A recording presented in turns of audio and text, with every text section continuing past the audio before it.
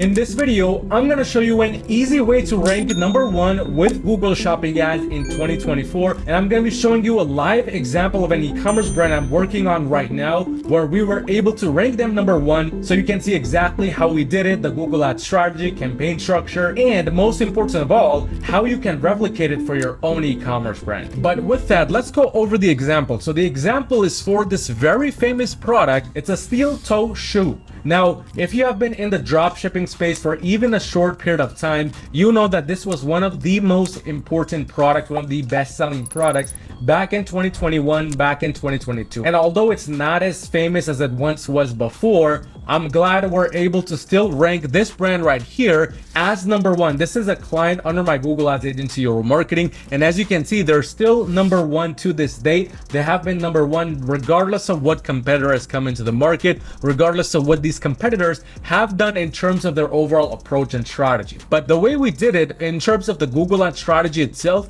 as you can see here, we actually have a 2 campaign setup here only. That's it. One performance max campaign and one brand search campaign. That's literally all we need to rank #1 with this product, which has very high competition and has a fairly high bid limit. But if we look right here, in the last 30 days, we've been bidding roughly $1.13 per link click. In the last 14 days, that has actually started to increase. Now, this is very interesting because as we're starting to scale the brand up, we're starting to see the average CPCs increase instead of going down, which again lets us know that we're potentially reaching a higher and higher quality of traffic. But how was this brand able to rank #1 despite only having one campaign approach? That's just simple, straightforward approach. Well, this is the beauty of working from a ground up approach, which is exactly what we did for this e-commerce brand. Now, if you look at all of the competitors here, all of them have one thing in common. They're all very boring.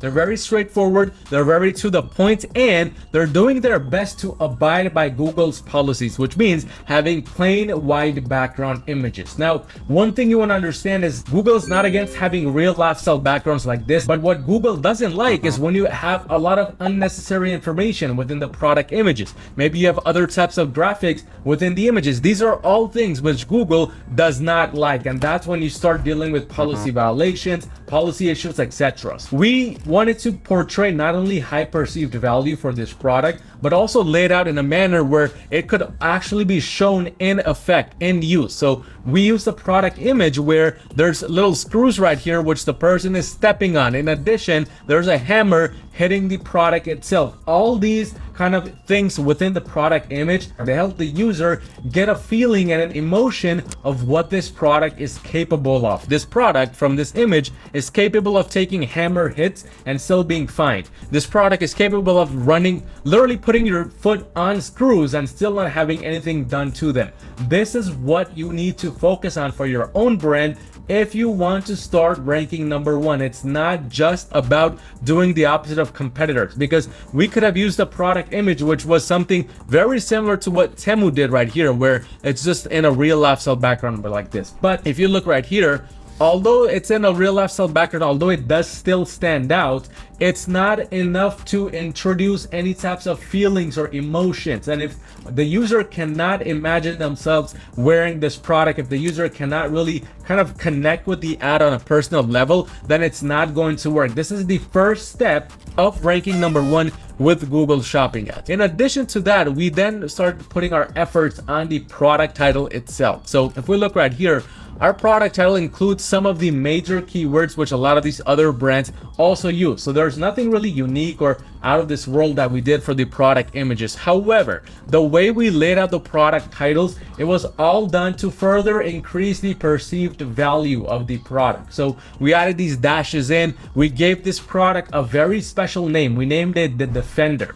And this is because anytime you add some sort of authority to a product by giving it a unique name, it basically adds a little bit of trust inside the user's mind as well related to your product. Because all of these other products, they're simple steel toe shoes. They're men's floor shine steel toe wedge sole work shoes. These are breathable proof steel toe shoes. So when everybody is literally selling the keyword itself, we came in and we gave the product a little bit of a persona to it. We called it the Defender. defender. And this is what helped our product really stand out of the crowd from the others. So if the image hadn't done the job, the product title definitely did the job here. And then when we combine it with the proper keywords, doing proper keyword research, that's all that was really needed to start really pushing this ad more towards the front. But that's not all. If you look at the reviews, we ensured that we were incorporating as many reviews as the brand could potentially add within the Shopify backend so that we could connect it to the Google Merchant Center. And then we also made things such as added certain shipping values inside so users know exactly when they receive the product.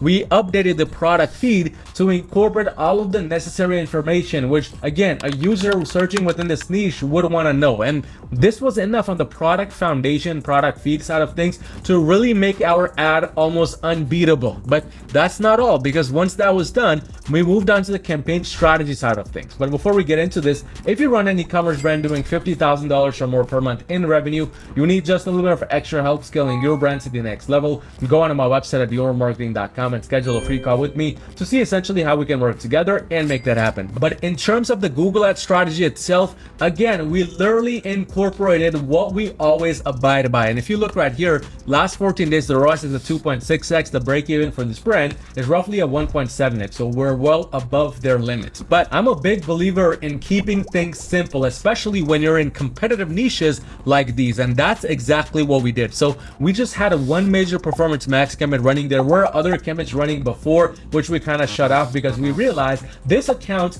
really only reacts positively to performance max campaigns. So essentially, that's what we kept things around. But we started it with a very kind of simple and straightforward limit of 250%. And this was based on real data because for a 30 to 60 day period, this brand had been achieving that level of ROAS and above it. So we want to set a baseline of what it should not go under. And this is where so many e-commerce brands goes wrong, because what they do is they set arbitrary numbers which have never been achieved before within their e-commerce brand, and then they expect the Google Ads algorithm to get them results at those numbers. Well, that's not how Google works. It needs real data to kind of work on those numbers and to achieve those targets. But essentially, that's what we did here. We set a very realistic number and we set a very realistic target, and we just let the algorithm do its thing. So if you look right here, in a 30-day period, things really started to take, I mean, if in the beginning, it didn't look like things were really moving the right way. And during this time, we were actually doing much more in revenue than we are now. However, because of Google Merchant Center issues and because of other landing page issues this brand was facing, we had a little bit of a drop in the conversion rates because they changed the overall theme of their website.